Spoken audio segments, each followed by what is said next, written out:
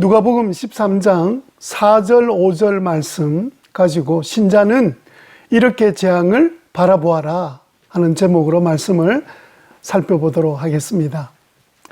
요즘 온 국민들이 코로나19 사태로 고통과 두려움에 빠져 있는 것 같아요. 코로나19에 대한 여러 목사님들의 생각도 참 다양합니다. 일부 목사님들은요, 코로나19는 기독교를 핍박하는 그 중국과 시진핑 주석을 심판하는 하나님의 심판의 칼이다, 이렇게 주장하는 사람도 있고요. 또 어떤 목사님은 코로나19가 한국에 들어온 이유를 설명하면서 정세균 국무총리 이름을 거론하기도 합니다. 세균이라는 이름을 가진 이를 총리로 세워서 한국 사회에 코로나 세균이 들어왔다는 거예요. 아마 현 정부를 공격하려는 것 같습니다. 또 어떤 목사님은 이 재앙이 신천지를 벌하려고 주신 하나님의 재앙이라고도 말하기도 합니다. 과연 이 목사님들의 생각이 맞을까요? 이번 코로나19는 나쁜 사람들을, 그들을 벌하기 위해서 하나님이 일으키신 재앙이다, 그렇게 여러분 생각하십니까? 저의 생각은 아닙니다. 그렇다면 이번 주에 우리 교단교회인 부산의 온천교회, 대구의 성동교회 성도들은 왜 코로나에 걸렸을까요? 이번 재앙이 나쁜 놈들을 혼내기 위한 하나님의 심판이라면 하나님이 우리 교단 교인들을 보호해 주셔서 한 명도 걸리지 않아야 되잖아요. 그러면 이번 코로나 사태를 우리는 어떻게 생각하고 바라보아야 할까요? 우리가 이번 사태를 올바르게 바라보면서 하나님께서 가지신 그 관점을 우리도 알아야 되겠습니다. 우리가 이 재앙을 어떻게 바라봐야 하나님은 기뻐하시겠습니까? 만약 우리가 하나님의 관점을 모른다면 다른 사람들의 잘못된 말에 쉽게 끌려가게 되거나 잘못된 사람들의 생각에 휘둘리기가 쉽습니다. 사람은 참 어리석은 것 같습니다. 지난 월요일 날 강서구가 뚫렸다 하는 뉴스를 듣고는 어느 동인지 저는 굉장히 궁금했습니다. 하루 종일 그 뉴스를 찾아보곤 했었습니다. 그런데 우리 신호동에 확진자 2명이 나왔다는 문자를 보았을 때 제일 먼저 드는 생각이 뭔 줄 아십니까? 큰일 났다. 우리 교인들 걱정이다. 아이고, 마스크라도 좀 충분히 준비해야 되는데, 그리고 당장 오는 주일날 예배는 어떡하지? 이런 아주 저와 관계된 생각들만, 어떻게 보면 좀 이기적인 생각에만 국한되어 있는 제 자신을 발견했어요. 목사도 말씀이 없으면 세상 사람과 똑같은 모양입니다. 근데 여러분은 어땠습니까? 저하고 좀 다르십니까? 이 재앙에 대해서 하나님은 뭐라고 생각하실까? 뭐라고 말씀하실까? 먼저 그런 생각이 드셨습니까? 그분은요, 저보다 훨씬 나으신 분입니다. 그러나 아마 대부분 성도님들은 저하고 비슷할걸요. 그럼에도 불구하고 감사한 것은 오늘 본문에서 예수님은 이런 재앙을 만났을 때 우리 신자는 어떻게 생각해야 하는가에 대해서 분명하게 말씀하고 계십니다. 오늘 이 말씀은 코로나 사태를 맞이하고 있는 우리들에게 분명한 방향을 제시해 주고 있습니다. 오늘 본문에서 말씀하시는 그 예수님의 그 말씀을 우리가 잘 들어야 이 재앙에서 우리 신자들이 어떻게 해야 하는지를 분명히 알 수 있습니다. 만약 이 말씀을 듣지 않으시면 계속 세상과 악한 사람들의 말들에 흔들리고 속을 수밖에 없습니다. 이번 코로나 사태를 어떻게 바라봐야 되는지, 예수님은 우리에게 뭐라고 말씀하시는지 함께 듣는 시간이 되기를 바랍니다. 우리가 제일 먼저 첫 번째 생각할 것은 가볍게 흔들리지 말아야 합니다. 제가 여러분에게 가볍게 흔들리지 말아야 된다는 이 말씀을 드리는 것은 세상과 사람들의 이런저런 말에 휘둘려서 경거망동하지 말라는 말입니다. 오늘 본문에도 그 예수님 시대 사람들도 세상의 이런저런 말에 가볍게 흔들린 것 같아요. 그때 일어난 가장 큰 재앙 중에 하나가 오늘 우리가 읽었던 실로암 망대가 무너진 사건입니다. 실로암은 기온샘에서 예루살렘의 물을 공급하기 위하여 만들어진 저수지였습니다. 그 실로암 저수지를 관리하기 위해서 그 망대, 그 탑을 4층 크기의 탑을 세웠는데 그 망대가 갑자기 와르르 무너진 거예요. 그래서 그 주변에 있었던 18명의 사람이 망대에 깔려 죽었습니다. 그 당시에는 이 사건이 엄청난 재앙의 사건이었습니다. 이 사건을 두고 사람들이 제각기 자기 생각들을 말하면서 별별 이야기들이 퍼졌습니다. 하나님이 죄인들을 치셨다. 위정자들을 향한 경고다. 내 그럴 줄 알았다. 자기 각자의 생각들을 이야기했습니다. 그때 예수님이 뭐라고 말씀하신 줄 아세요? 본문 4절입니다. 4절 같이 읽어볼까요? 또 실로암이 있는 탑이 무너져서 치어 죽은 18사람은 하나님에 사는 다른 모든 사람보다 더 많이 죄를 지은 사람이라고 생각하느냐? 이 말씀이 무슨 말씀입니까? 예수님의 말씀은요, 그런 세상의 말들이 가볍게 흔들리지 말아라. 그거 잘못된 거다. 라고 하신 말씀입니다. 왜 우리는 세상의 말에 가볍게 흔들려서는 안 될까요? 세상의 말이 맞을 때도 많습니다. 그러나 어떤 부분은 전혀 맞지 않습니다. 영적인 부분엔 더더욱 하나님을 떠난 사람들의 생각에 문제가 참 많습니다. 그래서 세상의 말을 그대로 받아들여서는 안 됩니다. 말씀의 필터를 거쳐서 받아들여야 합니다. 그냥 받아들이면 우리도 모르게 실수하게 되고 잘못된 행동을 하게 됩니다. 그래서 사도 바울이 로마서 12장 2절에 이렇게 말씀하셨잖아요.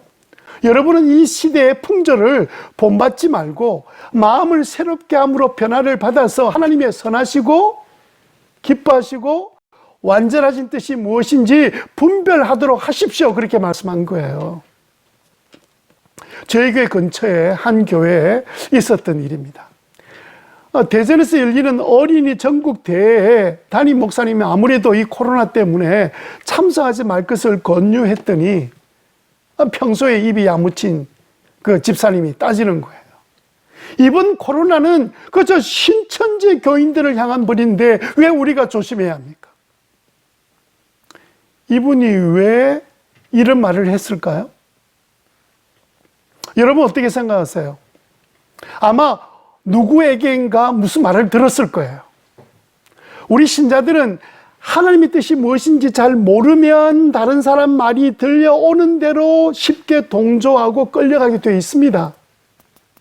이런 교인의 말과 행동이 가정을 제대로 세우겠습니까? 교회는 얼마나 혼란스럽게 만들겠습니까? 큰 갈등의 원인이 되기도 합니다. 그래서 여러분, 가볍게 흔들린 것도 죄가 될 수 있습니다. 가볍게 흔들리지 않으려면 그럼 우리는 어떻게 해야 될까요? 이런 소리, 저런 소리가 자꾸 들려오는데, 그럼 우리는 어떻게 해야 이런 재앙을 올바르게 바라볼 수 있겠습니까? 그래서 우리는 두 번째 생각해야 합니다.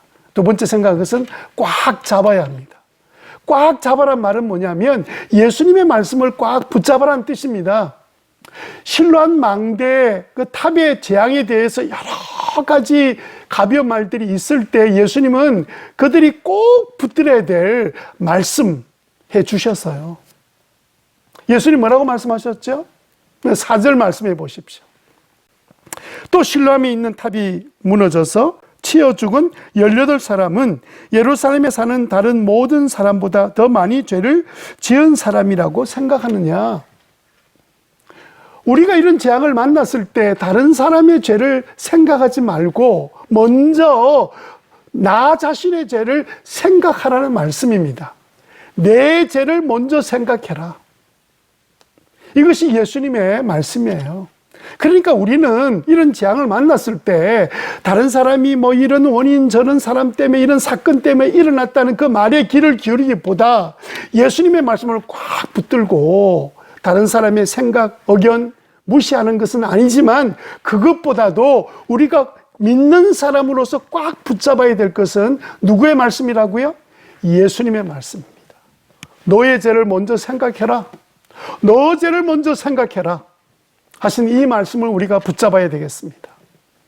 여러분, 왜 우리는 재앙을 만났을 때 무엇보다도 먼저 너 죄를 먼저 돌아보라는 이 예수님의 말씀을 왜 꼭 붙잡아야 될까요?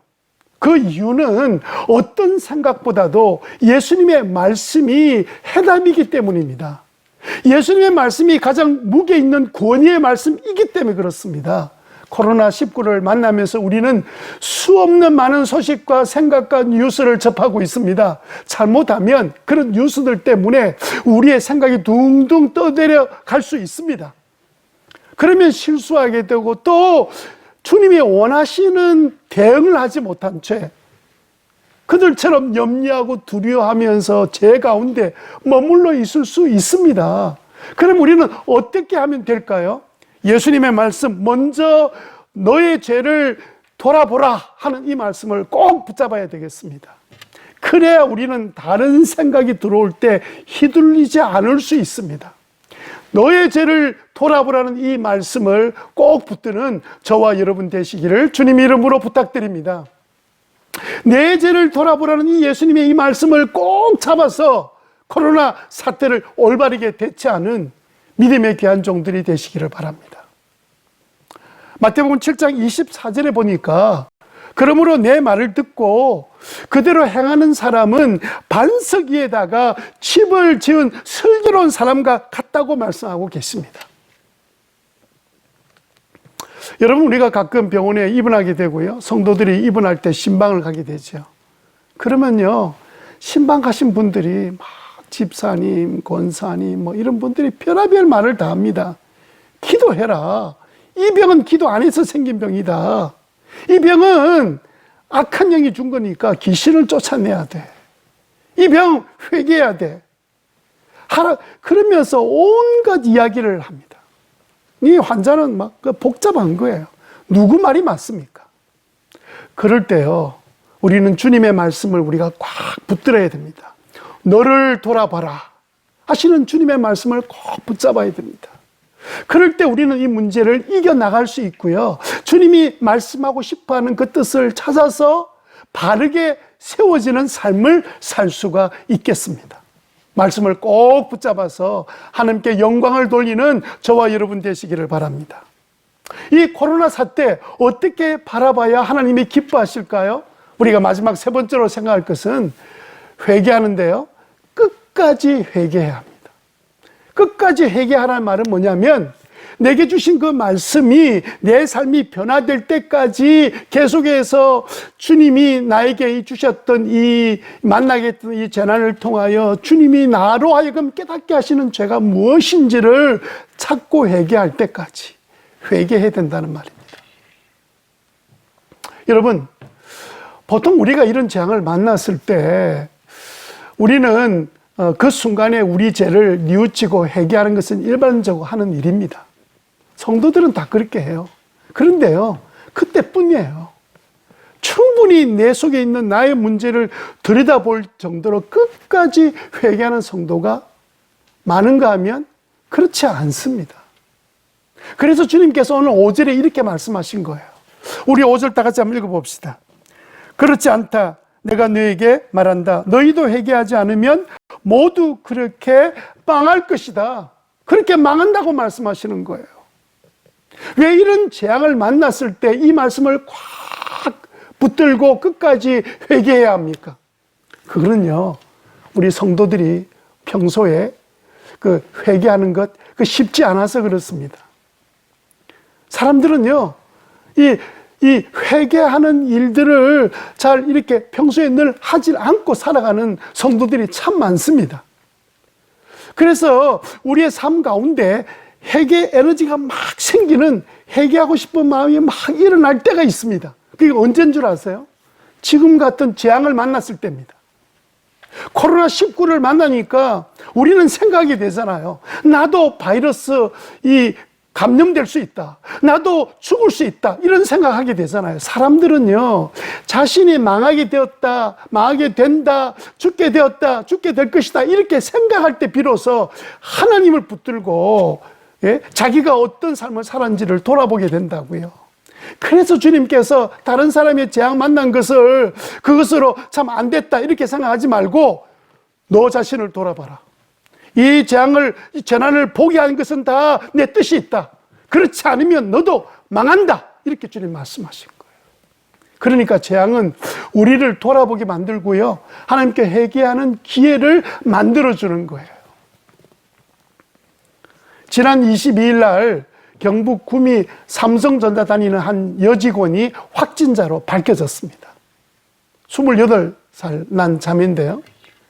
평소에 늘 유난스럽게 손을 깨끗하게 하고 사람들 만나는 것 그렇게 좀 조심하고 대중교통도 사용하지 않고 꼭 자기 차로만 어딜 다녔던 굉장히 자기를 깨끗하게 잘 보존하려고 애를 썼던 자매였습니다.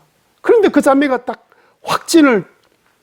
확진자로 바뀌어지니까 너무 억울한 거예요. 그래서 자기 SNS에다가 자기의 그 심정을 토로했습니다. 나 너무 억울하다. 난 정말 너무 억울해.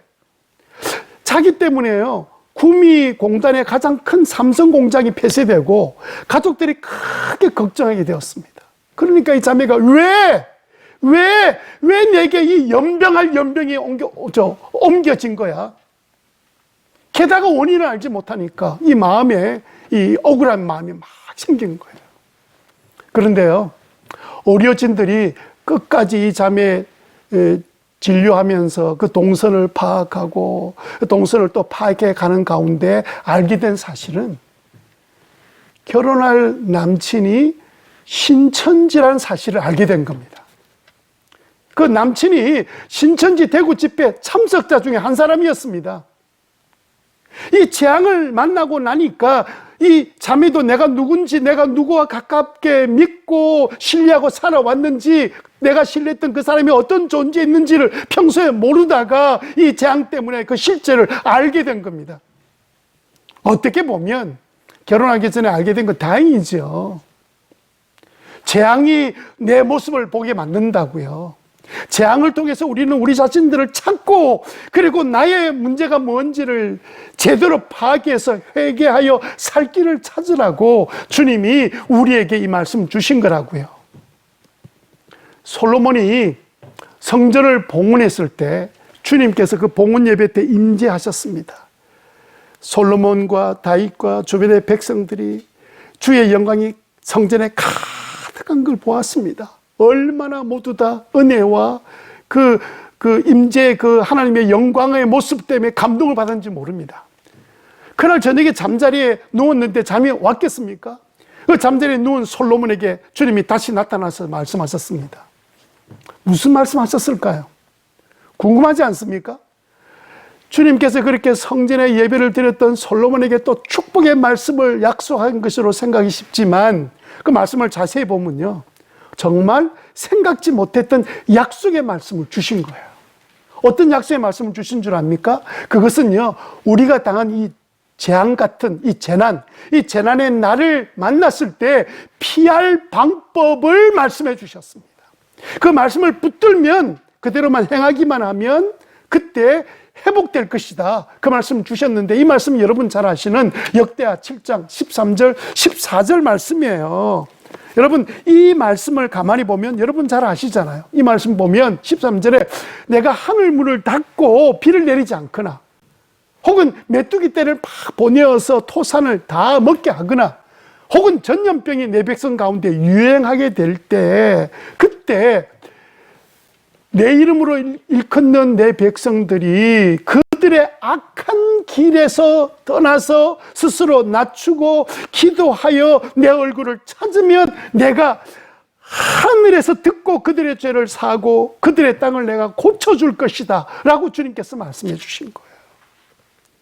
그러니까 여러분, 그 영광스러운 성전 봉헌이 끝난 다음에 하나님이 하셨던 것은 뭐냐면, 언제든지 인간들이 불순종하고 죄를 지어서, 그래서 그 결과로 기근을 만나고 자연재해를, 그래 연병이 일어나서 전염병이 퍼지게 되는, 그래서 경제적으로 어렵고 고통당하고 죽어가는 사람들이 생길 때, 그때 하나님의 백성들은 어떻게 되느냐?